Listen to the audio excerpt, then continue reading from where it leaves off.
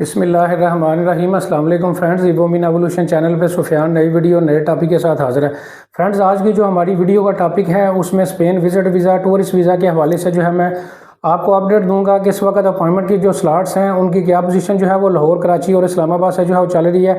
इसके अलावा इस वीज़े को अप्लाई करने के लिए आपको कौन कौन से डॉक्यूमेंट्स की ज़रूरत होगी, वीज़ा फ़ीस कितनी है, किन लोगों को ये वीज़ा अप्लाई करना चाहिए, किन लोगों को ये वीज़ा अप्लाई नहीं करना चाहिए, पूरी डिटेल आज की वीडियो में आपको जो है बताई जाएगी। फ्रेंड्स, वीडियो को जो है वो स्टार्ट करते हैं। सबसे पहले जो है मैं आपको बताता चलूँ कि इस वक्त जो स्पेन की विजिट वीज़ा की, टूरिस्ट वीज़ा की अपॉइंटमेंट की जो स्लॉट्स हैं उनकी जो इस वक्त पोजीशन चल रही है वो तकरीबन नवंबर का जो है वो एंड जो है इस वक्त जो है स्लॉट्स के हवाले से जो है वो आपको जो है वो अपॉइंटमेंट की स्लॉट्स में जब आप हंट करेंगे तो वहाँ पे कैलेंडर पे जो है वो शो होगा।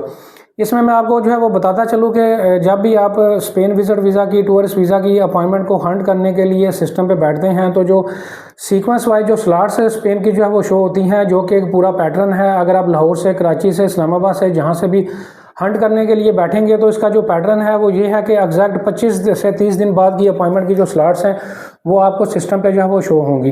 तो लिहाजा जब भी आप हमसे फाइल प्रिपरेशन के लिए आएंगे तो कस्टमर से जो है वो हम 25 दिन से लेके 40 डेज़ का टाइम जो है लेते हैं, ताकि आसानी के साथ हम अपॉइंटमेंट को जो है वो स्लॉट जो है उसको भी हंट कर लें और आपकी फ़ाइल प्रिपरेशन जो है अच्छे तरीके से, प्रोफेशनल तरीके से जो है वो आपको जो है वो करके दे दें। फ्रेंड्स, अब बात कर लेते हैं कि इसकी वीज़ा फ़ीस के हवाले से। इसकी जो वीज़ा फ़ीस है वो तकरीबन जो है 90 यूरो है, जो कि आपने BLS ऑफिस जो है वहाँ पे जो है वो जमा करवानी होती है। पाकिस्तानी रुपीज़ में आप जमा करवाते हैं at the day of appointment. Secondly, जो BLS के अपने सर्विस चार्जेस हैं वो तकरीबन 5300 हैं, जो कि आपने अपॉइंटमेंट हंट करते हुए जो है ऑनलाइन जो है वो पे जो है वो करने होते हैं।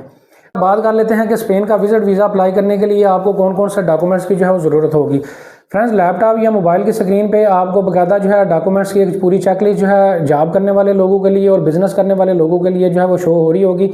इस डॉक्यूमेंट्स की चेकलिस्ट को जो है वो आप फॉलो करके जो है वो स्पेन का विजिट वीज़ा जो है वो अप्लाई जो है वो कर सकते हैं। फ्रेंड्स, आप बात कर लेते हैं प्रोसेसिंग टाइम की। स्पेन का इस वक्त जो प्रोसेसिंग टाइम है वो 3 वीक से लेकर 6 वीक जो है वो चल रहा है। तो लिहाजा जब भी आप अपनी डिपार्चर डेट जो है सिलेक्ट करेंगे तो आपने जो है इस चीज़ का ख्याल रखना है कि अपॉइंटमेंट जो आपका बायोमेट्रिक होगा उस बायोमेट्रिक से आपका जो रिज़ल्ट है वो 3 वीक से लेकर 6 वीक बाद जो है वो आएगा। किन लोगों को ये वीज़ा अप्लाई करना चाहिए, किन लोगों को वीज़ा अप्लाई नहीं करना चाहिए। फ्रेंड, इस वक्त स्पेन जो है उसकी रेशो जो है पूरे शेंगन से सबसे जो है वो अच्छी इस वक्त जो है वो चल रही है। तो लिहाजा ऐसे तमाम अफराद जिनकी पहले से कोई ट्रैवल हिस्ट्री मौजूद है वो स्पेन को जो है वो ट्राई कर सकते हैं, और ऐसे तमाम अफराद जिनकी पहले से ट्रैवल हिस्ट्री नहीं है उनके वीज़ा लगने के चांसेस जो हैं वो कम हैं, अनटिल अनलेस कि आपके पास कोई फ्रेंड एंड फैमिली मेम्बर का या किसी ब्लड रिलेशन रखने वाले बंदे का इन्विटेशन लेटर मौजूद नहीं है, या फिर जो है आपके फाइनेंशियल अच्छे नहीं हैं, तो फिर आप स्पेन को जो है अगर ट्राई करेंगे तो उसके चांसेस जो है वो बहुत ज़्यादा जो है वो कम होंगे। उम्मीद करता हूँ आज की वीडियो आपको पसंद आई होगी। वीडियो को लाइक करें, शेयर करें, चैनल को सब्सक्राइब करें। Thank you very much.